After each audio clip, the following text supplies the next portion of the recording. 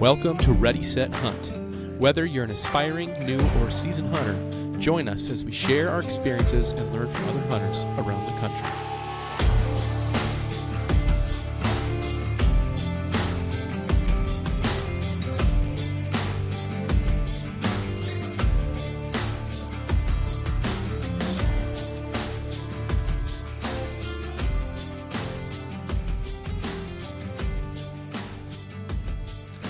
You know, Chris, I think that our love for Western style spot and stock hunting actually started with turkey hunting in Minnesota, oddly enough. 100%.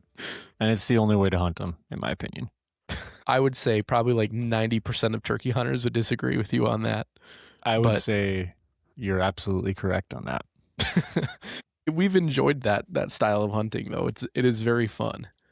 It's very fun. Welcome to the Ready, Set, Hunt podcast, where we are chatting about turkeys and how to find them this week. And Peter's poking some fun at our turkey hunting style here in Minnesota, simply because the turkeys available to us understand that we're in the woods whenever we step foot in the woods somehow. Maybe we're just really bad at calling. And if that's the case, then maybe you should just skip episode 3 of the series to calling turkeys. To be fair, there are some other foot traffic in the woods from time to time, of which I've seen a full charge at a group of turkeys as I was sitting in a deer stand deer hunting. So I don't blame the turkeys for being skittish. A little bit skittish, yeah. No, the turkeys, we said last episode, the turkeys do respond to the calls.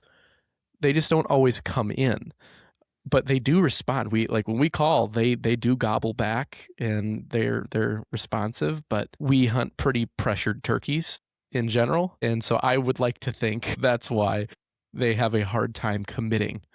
But despite those struggles, we have still made it work and bagged a lot of turkeys during the springtime. So if bagging turkeys is something you're interested in, continue listening. Because like Chris said, this is episode 2 of our 4-part series for beginning turkey hunters, talking about where to find turkeys. And Chris, I mean, where do you find turkeys? You find turkeys where they are. It's true. Quick recap for last episode. Go check it out. We talk about some brief overview of gear, tags, simply getting started. And then we alluded to this week's topic, which is finding turkeys, which we know is going to be a riot as Peter and I chat about this, because as we've mentioned, we don't sit in one place. We do call. I believe we are proficient callers because we do get chatter back quite often. Mm-hmm. And we do know where they roost. There's probably a flock of anywhere from 30 to 60 any given year, I think is about the amount. Yeah, man, I wish they would come into our setup with our decoys, but they do not. So that experience, that information got to us really early on, as when we first got out turkey hunting, we played it by the book. You find a nice opening or a little lull in some wooded areas where you've seen some scratching and you've seen some turkey tracks, if there's light snow. And we've set up and we've had plenty of chatter. But that first year or two, it was just very apparent after sitting for quite a while, these guys weren't going to have any of it. So we moved into a more call and stock instead of spot and stock. So that has... It's similar. I would say we are in the high 80s, if not 90th percentile for the amount of turkey hunts we've done and coming out successful. I think we've only been skunked one time, maybe two. Yeah, two. We've probably been. I think maybe 2 times. But bad snowstorm. Not a lot. There's the bad, right? Snowstorm was blowing in right as we were turkey hunting. That was not ideal. Wildest weather I've experienced hunting for sure. And then I'll post a video of that on our socials so you can see what the conditions were. I have a video of it. And no, maybe it's 3 times. I don't think we've been skunked 3 times, but Oh no, it is 2 times. It's two but that times. snowstorm was the most memorable one because I remember we were sitting down at a spot we thought was pretty good, but the wind, it was probably like blowing 30 miles an hour, snowing sideways, and I'm like, It was what are awesome. we doing here? It was awesome, and we were getting some chatter back and forth between the turkeys. We knew they were on a certain ridge, but we just couldn't get them to come down. But it was so windy. Yeah, they weren't going to come out into a big opening where they get blown away. So Yeah, yeah, but you got a little fun hook in here. You want to deliver it? yeah, I'm going to deliver the hook. Here it is. You can have the best calls and gear in the world, but if there aren't turkeys where you're hunting, none of it matters. Bingo. And it's so true. It's so true. Bingo. If you're Do you hunting think where there aren't any turkeys, doesn't matter what good gear you have and knowing all the right tactics, they got to be there. Do you think most turkey hunters, and I'm talking the best of the best and the first timers, what percentage do you believe in your history of understanding turkey and hunting and scouting? What percentage of all turkey hunters do you think see turkeys where they are a week ahead of time, a month ahead of time? They like see turkey traffic and know turkeys are there before going out. Or what is the percentage that just goes blind and they're like, this looks like a good state forest or something? Oh, man, Because I don't think I could what a hunt. mixed I'm bag. asking the question, and I'll let you answer with this because I don't think I could go turkey hunting if I didn't know turkeys were like visually already seen by me, or somebody sent me something like 2 weeks ago or something like that. They're like, hey, there's a huge bunch of turkeys out here. You know what I mean? So, like, you mean like you don't think you could personally get yourself just to like walk in blind to a spot, I essentially, don't is what think you're so. saying? I've kind of done that before, but no, not really, because I did some scouting. Like, I spent a whole like weekend essentially bouncing around to different public pieces of land, not too far from where I live, just doing, calls to try and get shot gobbles from turkeys, just to see if I could find, even if the turkey was itself wasn't on the public land, but was even on a piece of private adjacent to the public, like close enough that I would feel comfortable thinking I might be able to call that turkey over here. I've done that, but most places where I've had success in killing a turkey, I've known there's birds there. Like you and I, like we go to some pretty much the same places every year just because we have great private access. It's a huge blessing. Majority of people don't have something like that. We know there's birds there. We make the same plans every year. And I've only acquired more permissions at different places where I know there's turkeys. But I do have permission on this one chunk of land that I deer hunt a fair amount. And I haven't seen turkeys there consistently. They are there on occasion. Like I've gotten them on trail camera infrequently, but I've never decided I'm going to go turkey hunt that piece of property because they've been so infrequent. So I get what you're saying. I think the more inexperienced at turkey hunting you are, the more apt you are to go in blind, maybe a little bit, because you just don't know what you don't know.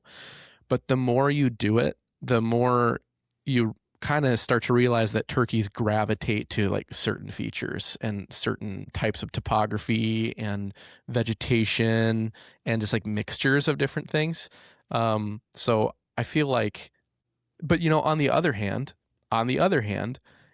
someone who might be really experienced at turkey hunting, they might just be able to like go on Onyx and look at a piece of land like from an aerial view, and they've hunted turkeys so much and they've seen the different types of places that turkeys live that if they found a big enough chunk of public land, they might actually have some confidence in like saying, I'm just going to go there. I bet you I'll find some birds because it looks turkey-y, if you know what I mean. Yeah, no, I get you. I mean, like when we watch the hunting public or even guys that are repped by brands and they're doing, their YouTube hunt for it, I gotta imagine they just know where birds are. And I don't think they're just rolling in blind. It's not like deer hunting, right? It's not I feel like you could go in just about any large wooded area around Egg in Minnesota, in which is not terribly like north because north the density just drops quite a bit in Minnesota as far as It's deer like North population. Woods, yeah, but like north, like the The southern 2/3 of Minnesota are just chock Like full of birds. I am confident you could sit out if you understand wooded area on ag, maybe a water source, that you could be like, this looks like a really good area, because you just eventually start to know that. So I guess I agree with you that somebody could say like, oh, this is probably a good area for turkey. But I feel like I've like approached that level of understanding turkey and like where I would expect to see them, and turkeys aren't there, if that makes sense. Like, this is a really good spot and turkeys should be here. And I've like never seen them there ever. Or you drive by a place a couple times a week and there's turkeys always out in like the pasture of this guy's farm, right?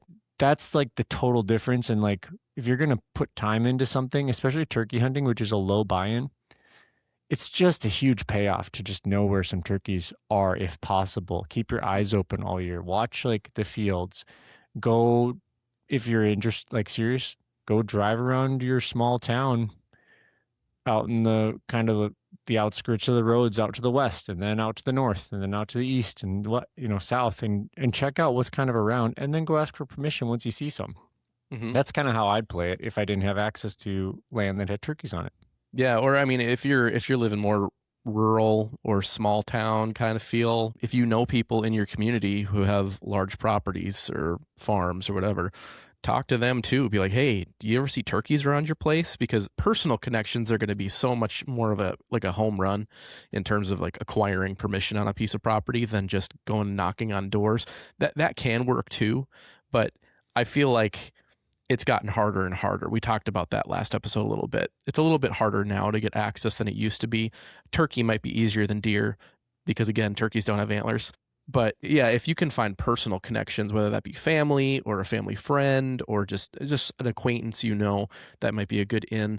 But I mean, I think the easiest way to find turkeys and to maybe cut down on your search time a little bit is just to actually like understand basic turkey behavior. Understand like what turkeys need, what they do throughout their day, the things they're looking for that is going to put them in a specific place, right? Because Chris, to your point, like you were saying, there's certain spots that look like they would be good and you've just never seen a turkey there. And it might be because like it looks good, but it might be missing something really important for turkeys and what they need. So let's talk a little bit about understanding basic turkey behavior, and because we don't want people to struggle because they don't understand what turkeys are doing throughout their day, because turkeys have a routine just like we have a routine where we wake up, we go to work, we like every do other our animal. job. Yep. There's another animal and they've got their routine. And so if you can understand their routine, then you can understand where you might find them doing the things in their routine. So first, let's talk about where turkeys sleep. That's a perfect place to start because that's where their day begins and that's where their day ends. And so if you know where they're sleeping, there's a good chance you're going to be able to find turkeys. So Chris, let's talk about that. What's really wild is I don't remember or recall growing up ever understanding one wild fact about turkeys, which is that they fly. They're not graceful, but they do fly. No, they're like jumbo jets, and they don't move so agile through the trees. Like, they can definitely run into them and take themselves out. But it's a huge like eye opener when you're like, that giant thing flies. It's not like it's a big bird, and you always see them on the ground. I guess is what I'm getting at. And they're always like, strutting around.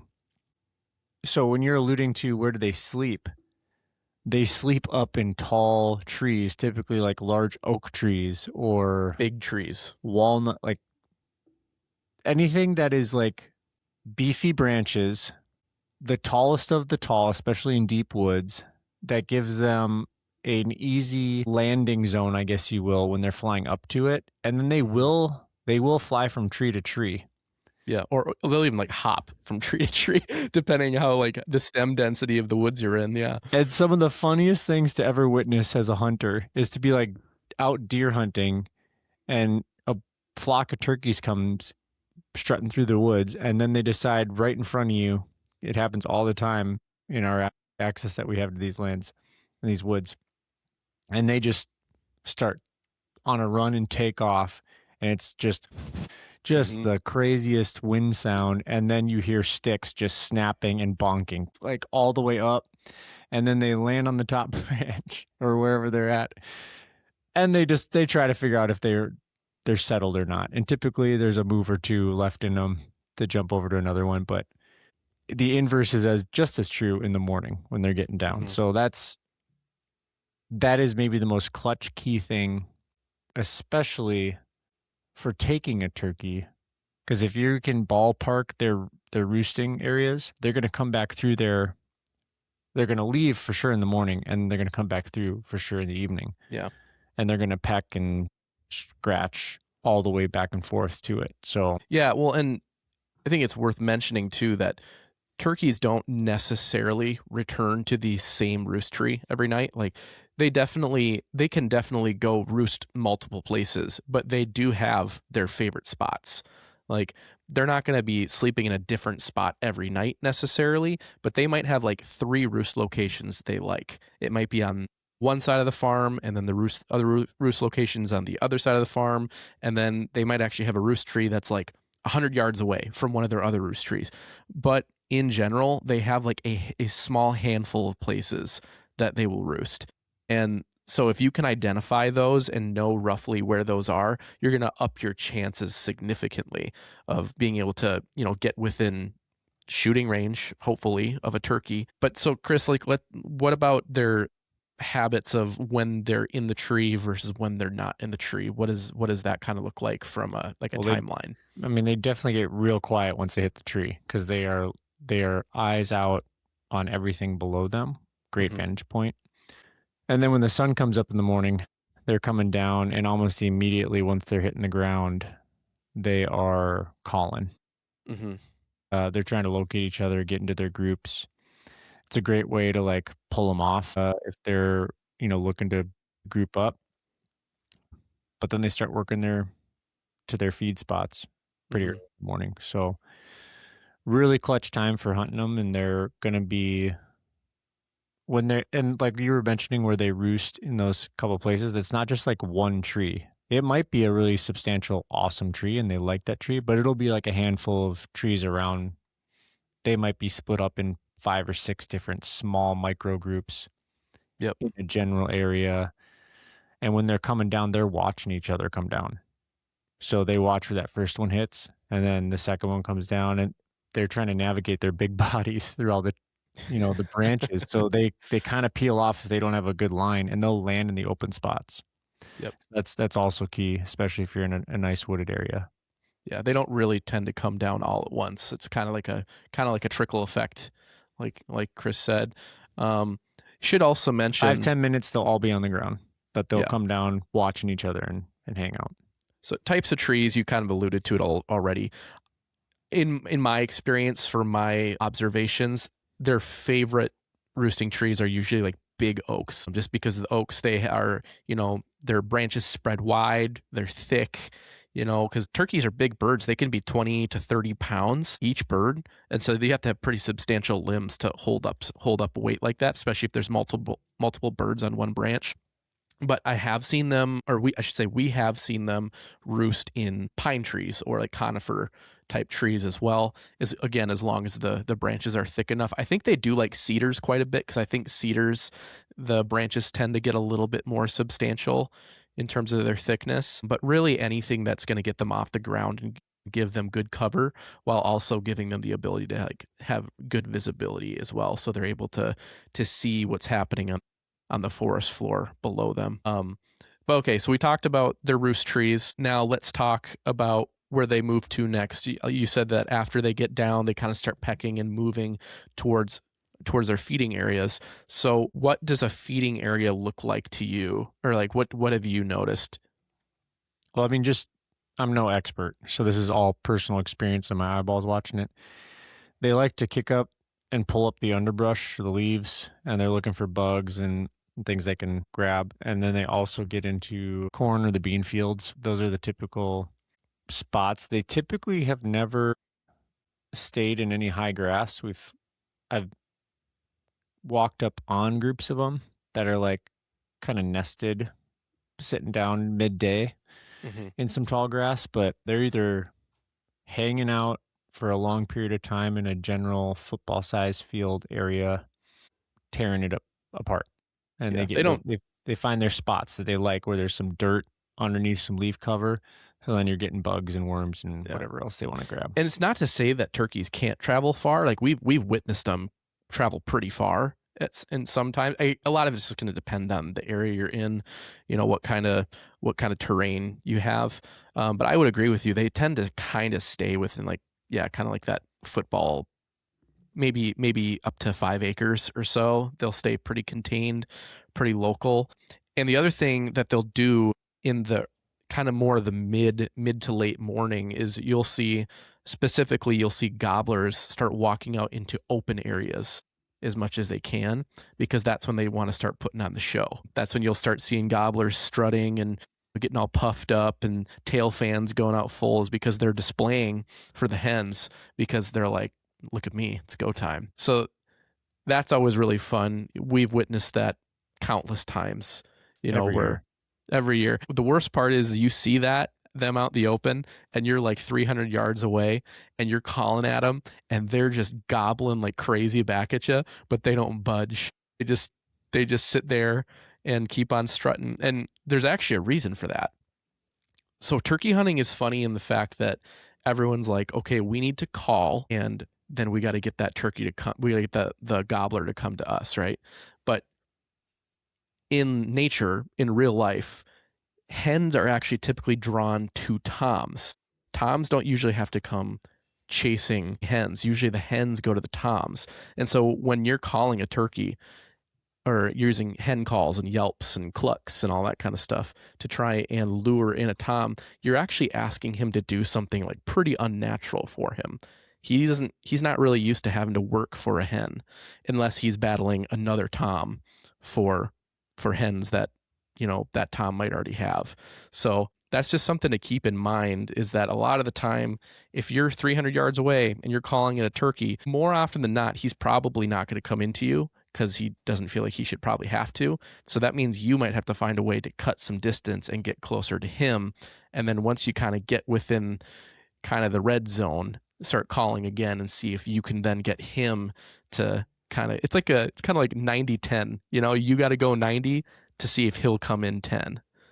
But so keep that in mind too. That's something I think a lot of new turkey hunters don't realize when it comes to turkey behavior, especially during mating season in the spring.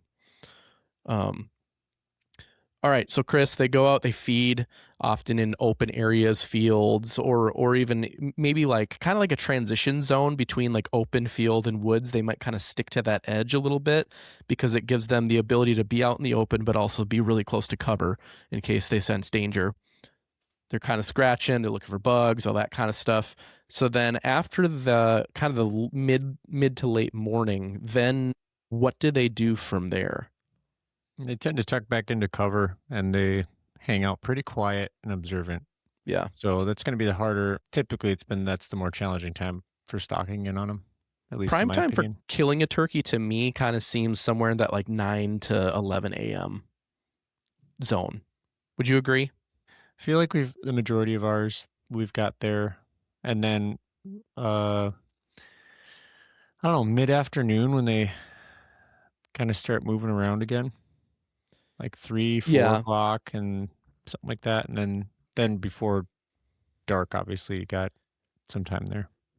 They just seem to stop responding to calls once you kind of get to that late morning or Yeah. maybe close to noon time. Like they really shut up then for a Yep. while, and then they tend to get more active again then in the evening as they start heading back to the roost. And they don't necessarily they don't travel quick, really. Like they just Well, they're they also kind not of trying to mosey. in our experience, they're not trying to prove themselves in the evening. They're thinking about finishing up eating and getting back to where they want to be for the night. Mm-hmm. So in the morning routine, they're coming down. Okay, I got to gather up, hang out with everybody. Where's everybody? Okay, we got some food. All right, now it's time for me to exert my dominance, especially coming from a Tom standpoint. That's kind of the routine that we've experienced. And then they get quiet, then they might get a little bit more active, especially if the sun comes out. They tend to like that. They'll come out into the field again, and then they start thinking about going to bed. Yep. So, and around what time would you say they fly up? I mean, it lasts 45 minutes of light in my experience. They try to stay down for a good while. If there's some interesting weather in there, you might have some differences, but typically they'll stay out and then they'll kind of come through, they'll hang out in an area, and then all of a sudden one will decide I'm getting up, and it flies up into the tree, and then the rest follow. Yeah. I've always found that they tend to roost before sunset, like true sunset. Maybe about 15 minutes before sunset or so. It kind of feels like, I'm not like timing it or anything, but that just kind of seems to be around the time they get back up in the tree. Because a lot of the time, like if we've been deer hunting, for example, in the fall, it seems like, because deer hunting, you can hunt deer for 30 minutes past sunset, and it usually feels like the turkeys have already been up in the tree for quite a while. That's true. Yeah.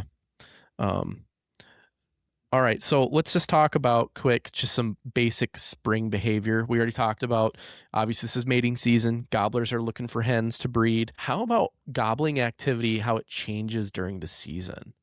Would you say they gobble more early or gobble more late in the spring? What's been our experience? Ours are just semi non-vocal birds. So I don't know if we have a good track record. Definitely early to mid morning is when we get the most hard gobbles. A lot of fanning then throughout the mid and rest of the day. Yeah. So not as much vocalization at all. They're pretty quiet even when they're all fanned out. It's just puff show then. They're all like puffy. As far as I don't got anything else to add. In my experience, I've found that they tend to be more vocal earlier in the spring. So I mean, depending on where you live, your turkey season might be open from, like for us, it's mid-April until the end of May, and they're definitely more vocal earlier in the season because that's closer to peak breeding for us. They're like, a lot of the time they're mostly done breeding by the time you get to the month of May. There might still be some, especially if you have a year where there's going to be hens that are going to try and lay a second clutch. Maybe their first clutch of eggs got destroyed or something, and so sometimes they'll be able to lay a second clutch depending on how early on that first nest or that first clutch of eggs became invalid. So you might actually have hens that are receptive later in the spring, and gobblers are aware of that, and they're still looking for hens. But the vast majority of hens will already have been bred and have a nest that they're on by the time you get to the later spring. So not as much gobbling going on. So that's why we tend to aim to hunt earlier in the turkey season if we want to get a little better action. But not saying that you can't kill a turkey or a gobbler in late May either, because remember, it doesn't matter for us because we stock them. Historically, it hasn't completely mattered, but I don't know. I still prefer slightly earlier spring anyway. Less ticks that way. Yeah. When it ticks comes are to the worst part of turkey hunting. That's spring bear hunting out west. When we come to like reading and understanding like signs, turkeys in the area. Let's say you are going somewhere where you haven't been. You don't know if there's any turkeys. Mm-hmm. Like, are you just gonna sit down by a tree off of a field? Or are you going to walk around for a bit and observe? And what would you observe if that was the case? So any area I would probably not, like we talked about at the beginning of our conversation, I would probably not just show up to a spot and hunt it. You certainly can, and you might even get lucky and find some success.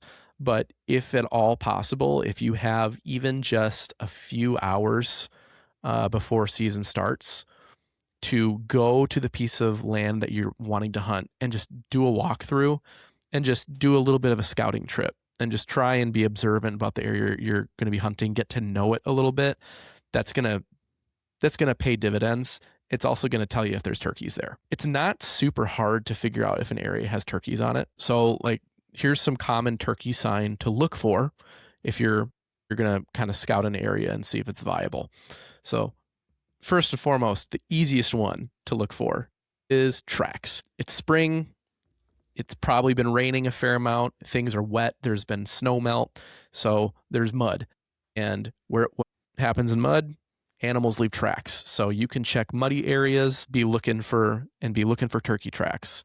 If you can see lots of turkey tracks, that means there's been birds there. And so that's one thing. That's the easiest thing you can look for. Next thing I will look for if I'm walking through an area, especially if it's wooded, is I'll look for scratching in the leaves, which kind of looks like, if there's still a bunch of leaves on the ground on the forest floor from the previous fall after the snow has all melted, you'll see like sections of like small sections, maybe about the size, maybe a little bigger than the size of a dinner plate, maybe 2 or 3 dinner plates, an area where the leaves have been scratched away and it's just bare dirt and there's like streaks through the dirt because that's an area that turkeys have been scratching looking for, really young forbs and bugs and stuff to eat. So if you see areas like that, little bald patches on the forest floor, there's exposed dirt, there's a good chance that there's been turkeys scratching there. They've been feeding through there. So turkeys have been there. Another thing you can look for is droppings. Turkey droppings look kind of similar to goose droppings. It's kind of skinny, long, often green, and then sometimes when they get older, they turn a little bit white.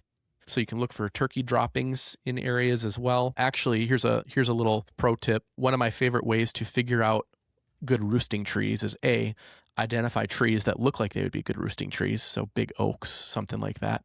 And then what you can do is walk around the base of that tree, look at the base of the trunk, and even just kind of underneath that canopy of that tree. And if you see like a bunch of droppings and feathers underneath that tree, there's a really good chance that that's a very popular roosting tree, because turkeys up there, when they're up in the tree, often they'll poop and they'll pick feathers off of themselves and all that kind of stuff, groom themselves. So that's like a telltale sign of a good roosting tree. And then the last one I'll say is dusting areas. So this is more typical if it's been a little more dry or warm out, if it's not quite so moist outside, but kind of similar to scratches in the leaves. If you can find an area that's kind of open, bare, dry dirt, and it kind of looks like it's been, I don't know, almost like it's been swept in a way, like with a broom or something, then a lot of the time that's a dusting area because turkeys like to get in the dirt and dust up. I don't actually know why they do that, but they do. So like those are some really good things to look for in terms of finding turkeys. But honestly, the best thing to do to find turkeys is just to go and actually find them, not just sign of them, but actually find them. And we're going to talk about some ways to do that. Chris, if you want to take that part next. Yeah. So depending on when you're getting in, like if you're coming in the evening or in the morning, I'd encourage you to go in the morning, because you're just more likely to hear the turkeys and then know what turkeys sound like. I think that's a first thing.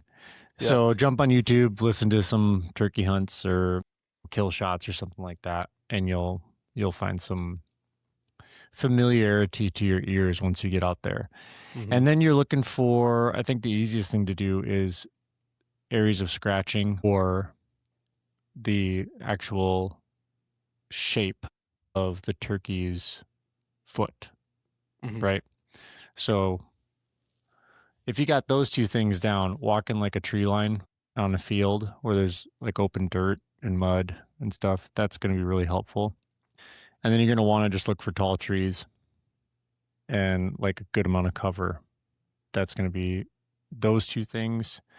With scratching is like if you took the area the size of like a desk, like your desk at an office, and you took a broom and you kind of broomed away all the leaves and stuff, you're going to get this. It's a little bit like a deer scratch, like a scrape, yeah. Scraping the ground and then rubbing a tree, but you'll be able to see some of they're very specific. Like they'll scratch out an area, but it's the shape of their feet. And then if you're doing in the morning, you always like to bring out your hoo-hoo, hoo-hoo, yeah. Like your owl calls. My owl. Yeah, I know you got a crow call. And then we'll listen to that. We have gotten gobbles probably, I don't know, 20% of the time. 20%? For me, I think I've had greater success than that. I've taken everything and like we've ever done for as far as turkey hunting, and like, yeah, maybe it's more. I've also turkey hunted without you though, so so I'm taking into account some of my experiences too. But when a turkey gobbles at something that isn't a turkey call. It's called a shock gobble. I don't really know why they do that. It's just like when something surprises them, like, you know how, like, if you get scared or surprised by something, you might be like, ah, it's kind of react like that. I like to think that that's a turkey's way of acting surprised at something. There's like, so oftentimes what guys will do either in the evening after turkeys have roosted, a lot of the times what guys will do is they'll do owl hoots because owls are more active at night, obviously. So if you want to go hunt a piece of land that you think you know where turkeys are, what you can do is you can roll up to that spot in the evening, wait till the sun's pretty much down and the trees are starting to look almost black in terms of silhouette against the sky, do some owl hoots really loud, and then a lot of the times you will get a turkey to shock gobble back at you. And what's awesome about that is confirmation that there's a turkey there and they're going to be there in the morning because they don't change trees at night. They stay where they stay put. And so you can get out Onyx, you can mark it on your map and say there is a turkey here and I will be back here in the morning ready to go. If you don't do that the night before, similarly, you can show up to a piece of public before sunrise. You can also do the owl hoot, or if it starts getting slightly lighter outside, you can do a couple crow calls and you can get them shot gobble that way too. And that way you just know where they're at, using your ears, and then you can get an idea of how close you are or how far away that turkey is. So it'll kind of give you maybe some confidence in knowing how close and how much further you can go to get closer. But I would say it's better if you don't know exactly what tree that turkey is in. I would say it's better to be a little more conservative, not too aggressive in the morning, because even though it's still dark, they do have really good eyesight. So play it a little more conservative until you can get an idea of exactly what tree or group of trees they're in. And then you can, kind of maybe move in a little bit closer very carefully, or see if you can coax them out using turkey calls once they come down out of the roost. But don't call using turkey calls to them when they're in the tree very much, just because it's a little suspicious from their end. If they're like, wait, there's a turkey already down on the ground calling to me and none of the rest of us have left the tree yet. It's a little suspicious. So save the turkey calls for once they're on the ground. I've made that mistake before. Yeah, so that's the calling side of locating turkeys. Now, how about covering ground, Chris? Just in terms of whether you're actively hunting or scouting. I love topography, and I love, especially when we're spot and stock, call and stock, ridge systems, brush lines, anywhere that you can place cover between yourself and open areas. Like we've closed. I mean, I crawled probably 200 and some yards on my stomach. Yeah, straight, and that was through sumac and like thorns, and like that was quite. It's one of my more proud moments of being like a hunter, because I'm hunting in that, and we were successful in knocking down one. But I love kind of being like a sniper, like a military sniper type feel. Well, it makes you feel like you worked for it. You know what I mean? Like you worked hard. You're in their world, so you're the aggressor, they are the defender, and they have something I want, which is meat, and they're doing everything to outsmart me. We've seen and have some great videos of, not as many as we'd love to have, but we've had some awesome kills, some like epic kills when it comes to stalking, and some of those have been, man, I don't know where they went, and they're literally over a little ridge, and you can't even see them, and they're 15 yards from you, or they're tucked down in some brush and you're walking past, like the one you had, and it gets up and tries to scout out the other way, and you drop them at 10 yards on the run. So using what's around you to your advantage, you have to be quiet. You have to be very, very quiet, and you have to be aware of when and how to move. If you are in eyesight, you can't move. You just can't, because turkeys inherently go, once they spot you, even if you're not moving, they're like, hey, that's a weird figure. What? And their heads go up and like, Lewis, Johnny, get over here. Phyllis, have you seen that thing before? Yeah. And they're all looking. and you not moving doesn't help keep them there. They're going to be like, I don't like it. Let's go. And they boogie, right? Turkeys aren't like deer, where it seems like if a deer sees movement, because obviously a deer's eyesight's not as good, but when a deer sees movement, it'll stop and it might stare at you for 2-3 minutes straight, but it will eventually make up its mind that It's deceived whatever. itself. They're like, yeah, there's nothing there. I've done my time. It's fine. Turkeys aren't like that. Like if they spot you, it's basically already over. It's not a question of whether they're going to forget about you. It's a question of how quickly can you get up your gun before they run away if they're within range. So, yeah, you're so right. It's like you have to be so careful with your movements, and that's why I love turkey hunting and the way we've done it, or the way we've found most success in terms of like preparing for Western style hunting, because if you can spot and stalk, if you can sneak in on a turkey in like fairly open topography, I feel like you can sneak in on just about anything. We've definitely closed the distance on a good amount of different game. Mm-hmm. While we haven't always had those opportunities result in that target being down, we have been successful at closing the distance. And I'm talking like stalking it onto a muley to 15 yards. Mm-hmm.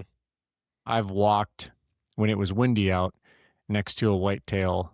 I'm not joking, 9 yards from me, and she's just grazing about on, and I'm just over the ridge. My head is like there. She has no idea I'm there because the wind's right, the sound's right, and I'm using what's around me to blend in, be a barrier. Like you can definitely outsmart turkeys or any other animal if you understand their world and you understand what to use around you.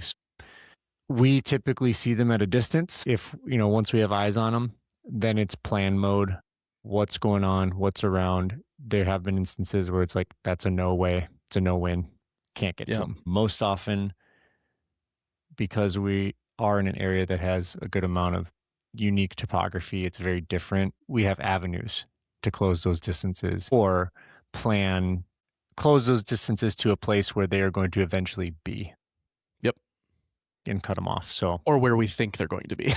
Yeah. And sometimes they end up not going to that spot, and we just spent an hour and a half on a stock that ended up not working out. But at the same time, we either could have tried or we could have just thrown up our hands and been like, nope, not going to work. So I'd rather at least try. What I wish we did is had 48 hours versus usually the 24 that we put into this. Yeah.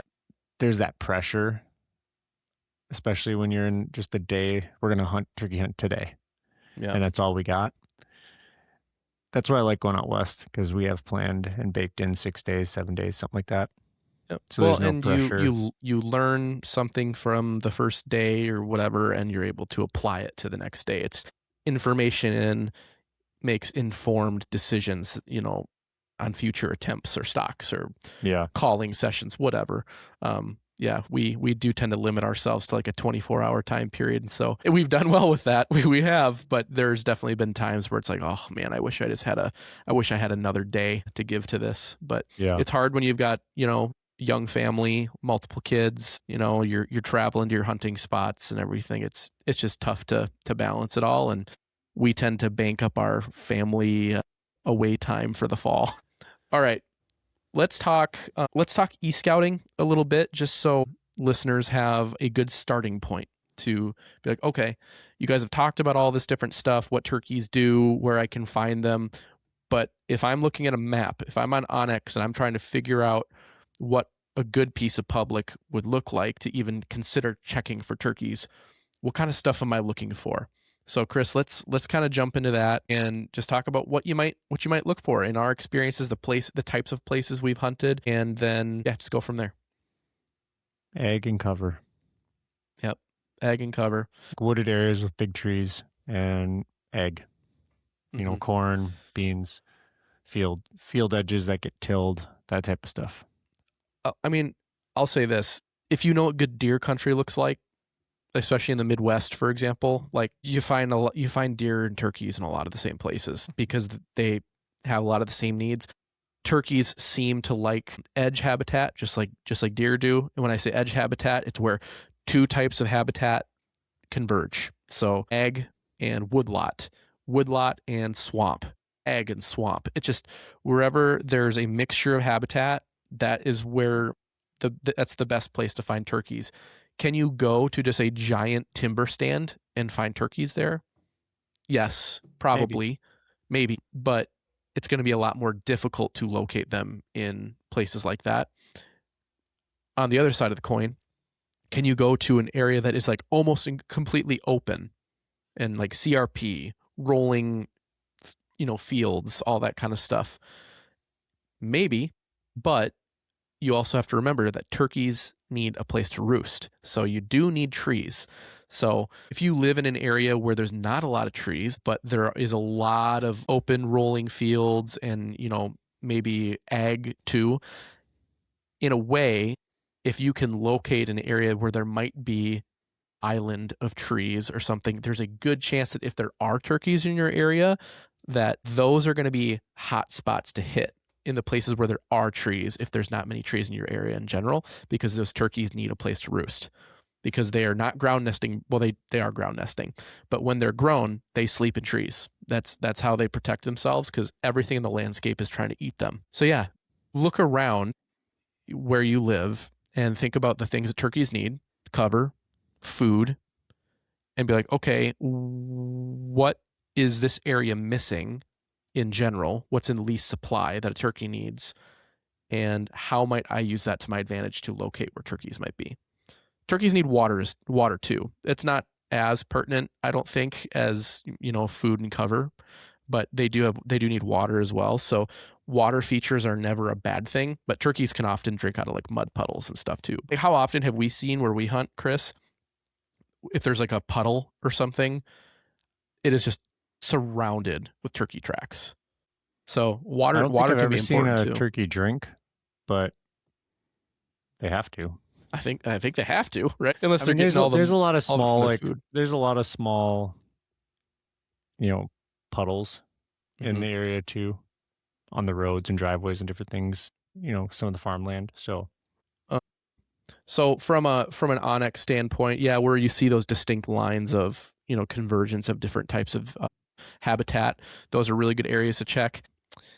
Let's see, what else would I think about? Oh, ridges. Ridges is a really good one. If you live in more like hilly, like a more hilly region where there's good woodlots, turkeys really do love ridge systems. They tend to roost kind of on ridge systems, and they come down off of those when they're coming off of the roost. So that's a really good one too, because in a couple of the areas that we hunt, Chris, I mean, the oak trees that those turkeys roost on are almost always either on a ridge system or right at the base of one. So that is one that I have noticed as well. They like changes in topography too, just like deer do. When you're if you're out in the field and you're not east scouting, if you're out in the field scouting a piece of land, use Onyx and like mark where you're finding turkey sign when you're visiting places, so that way you can go back as a reference later and be like, okay, I saw like a lot of turkey sign at this place and I saw just a little bit of turkey sign at this place. Just because you saw a little bit of turkey sign doesn't mean there's not birds there. Obviously there were, but maybe that's like a B or a C spot as opposed to, a place that has more sign. Those are some things you can do e-scouting, but really don't overlook any potential public place. Just look for some of the stuff we've talked about. And if it looks like it's severely lacking that, then maybe it's a place to skip. So if you find let's say you find a 40-acre piece of public and it's designated as like a waterfowl production area, chances are that's probably not a great place for turkeys because a lot of those waterfowl production areas are they don't have a lot of trees. It's mostly marsh and grasses and stuff.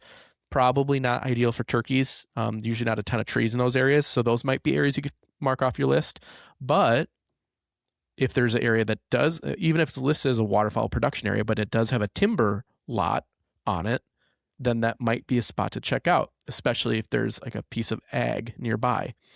Or let's say you find a piece of public that is almost entirely timber, but right next to it on private is a big agricultural field. Just because there's not ag on the public doesn't mean that that public can't be viable, because there's the wood lot there. You're just looking for convergence of different types of habitat. So that would be one that I would say, okay, you should at least go check it out, because if you don't check, you'll never know if there's birds there or not. So a lot of this really does come down to scouting areas. And if you're a public land hunter, you're going to have it a little more difficult because you're going to have competition. There's going to be other people looking at these places. But like we said in the last episode, if you're willing to work hard and put in the time, you're going to have a much better chance at success. Chris, you have anything to add there? I don't think so. I mean, don't overcommit to just one spot either. Totally. If it feels dead, like, get up, mix it up. There's been too many scenarios and like hunting seasons for turkey, where we sit for a morning. We're talking like 45 minutes, real active calling, and then it just goes dead, nothing. We've spent an extra like hour and a half chilling there. And that hour and a half usually, I think 99% of the time, has proven unfruitful, maybe 100% of the time.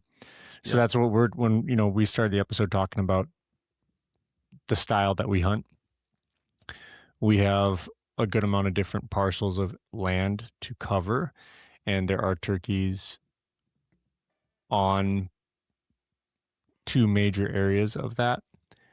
We get up and move around. We might go for a drive. We might go for a walk.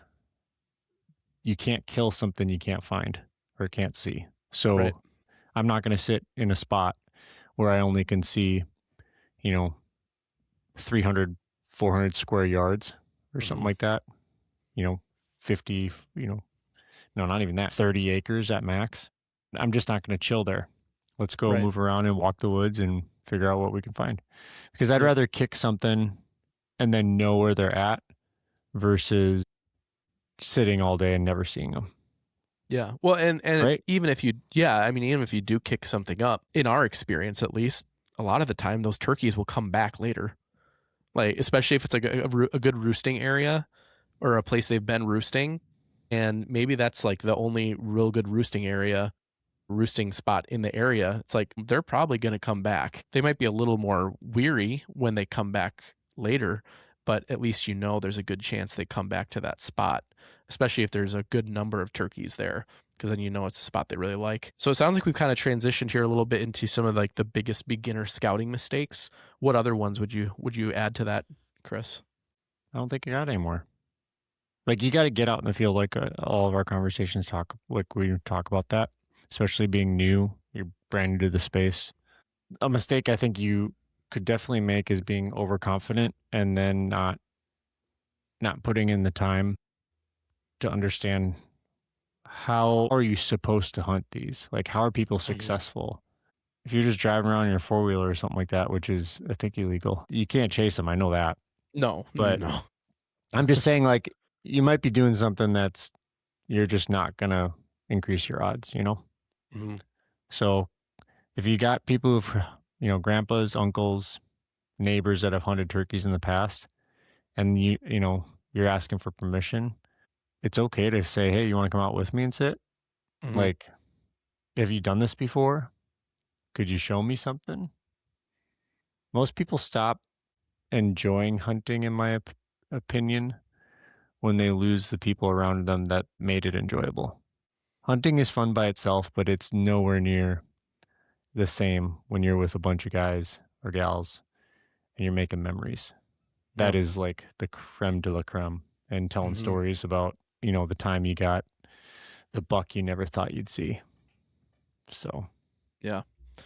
If you can find someone to share it with, and even if they're planning on going out, maybe you strike up a conversation with someone and they're talking about how they're going to be going turkey hunting next weekend or whatever. And if you want to even just ask if you can tag along, not even with the expectation that you get to hunt. Maybe you don't even bring a shotgun, you don't even bring a bow, but maybe you just ask if you can tag along and just experience turkey hunting. Then I think that is a super valuable thing. And hopefully they'll say yes. You just have to make sure you sit really still and do everything they say, because you don't want to ruin their hunt for them. But at the same time, I would really hope that they would say yes, especially if they're planning on just going out by themselves. I would really hope they would say yes so that they can, share something that is, dear to their heart and share it with someone who is interested in starting their own hunting journey. And then hopefully someday, once you've gotten some experience doing it, or you've gotten experience turkey hunting and you have some birds under your wing, then you can share that with someone too. That's the whole idea here. Whether you have kids or not, whether you share hunting with your kids or not, the idea that we need to share this heritage with those who come after us, or even those who come up beside us during it too. Because Chris, I mean, you said it perfectly. It's like hunting is super fun on its own, but it is way more fun when you have people to share it with. I know you feel the same, but one thing that I'm really looking forward to is hunting with my kids. Mm-hmm. And it's becoming even more my anticipation as young as they are, because they're very, very young. But they're old enough to communicate with me. And now they do elk calls. And they have this, like, those whirly tubes, like the faster you spin them, they make the wind sound or whatever, Yeah. the vortex sound. They got a couple of those and they're going around doing elk calls. And like my littlest one, his elk call by himself sounds like an elk call. Like That's awesome. that's really good. So they're always pointing like deer or elk, or that's why it's fun hunting together and making Yeah. memories. And like I put in the investment and the time because I'm passionate about it, and I would do it even if I didn't have kids. But Mm-hmm. it gets sweeter and like you're one of my best friends, and the memories we've made and those moments that shape us, and the struggle pushing through weather or whatever Yeah. it's been, the miserable times are as equally special, because they're like, you only get one life. Yep. You can only spend a day the way you spend it, and you never get it back. So be better men today, be better women. I've been trying to do that. I've been seeing a lot of stupid Instagram videos on my feed that are like voiceovers with dads, and it's like Simba. It's like, Dad, will you always be here? And it's James Earl Jones. Yep. Simba, light everything, that type of thing. And it cuts to, Dad, get up, Dad. And the text on the video is, you only get 10 years with your little ones where you are literally their whole world. And it Right. makes me think about how I tell them I don't have time for them right now because I got to do something for work, or I say, hey, I need you to get out of my office. And I bring all that back to hunting because, as we're talking about spring turkey hunting and we're talking about first getting out there, I just want to challenge you as a listener, and myself and Peter, to just be present in those moments. And it inherently makes you think about life, but it does no more greater impact than my wife and my kids on me when I'm in the field, because I'm thinking about my life, how I treat them, how I care about them, the things that I say to them, what I'm working towards to provide and give them. And it makes me a better person, 100%, Yeah. because you have a reverence for it has to be the life thing. When you're going to harvest some meat, like there's a life there, and obviously there's not a sentient, like I wouldn't say a sentient soul or spirit. There's definitely that essence of the animal, like Mhm. it's nature, but it's not the soul. And doing something that with that a buddy or family members, where you're a steward and you're being gifted this because you've Mhm. gone through this endeavor of struggle and stuff. And I know, like, do you feel the same with that? Is that how you approach? Does that resonate with you, or you have Yeah. I maybe think you're like, what no, I just like getting out there and no, I tearing my dogs apart. there is something like deeply spiritual about hunting, and we have gotten to experience hunting with our kids, and it's a completely different experience than when we just do it on our own. But I Hmm. think kind of what you're alluding to here is, I think when you're hunting, you're almost acknowledging the fragility of life and Hmm. just how it's not infinite. At least our time here on Earth, it's not infinite, and it's getting shorter each.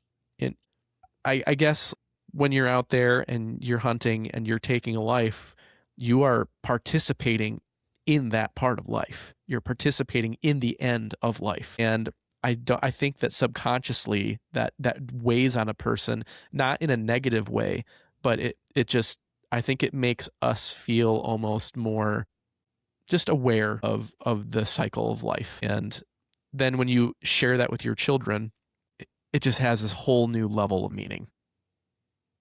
Like I At least think that's the way I about, think of it. I'm 40 and I'm halfway to 80. Mm-hmm. And I figure if I'm in RFK Jr.'s shape, uh, I might be able to do Western hunts till 75. And I'm talking like if I go into overdrive getting in shape right now. But at that age, my dad's not around anymore. And I'll still be able to do the duck hunt, pheasant hunt, walk in. But Mm-hmm. like the laborious pack on your back, deep mountain hunt, that time is going to be gone. And I just look at, and that's the best scenario. So I Right. got a 35-year window, more likely probably a 25-year window where I can really put some miles on and enjoy and see things and make memories. And I'll be able to do some of that with my kids once they get, we'll just probably say 10 more years we'll start to have that discussion, right? Mm-hmm. 10 more Yeah. years, like your eldest, my eldest will be at that mark where they can do Western hunts and like go out into the back country. I don't think I'd take them out at like 12.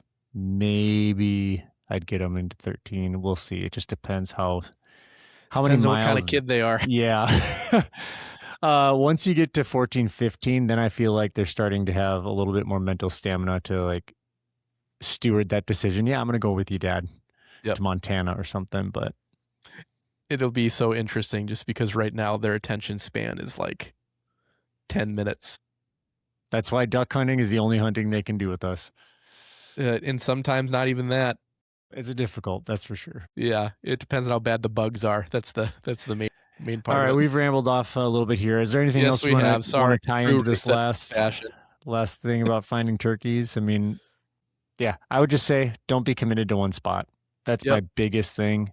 Go try to find some turkeys. Mm-hmm. Your shotgun, some camo, learning how to call, getting access. Just make sure you got your license and get out and cover some ground. Yep. Because kicking up turkeys or realizing there's no turkeys in the area only adds to your understanding of where to go or not to go next time you're Yep. out.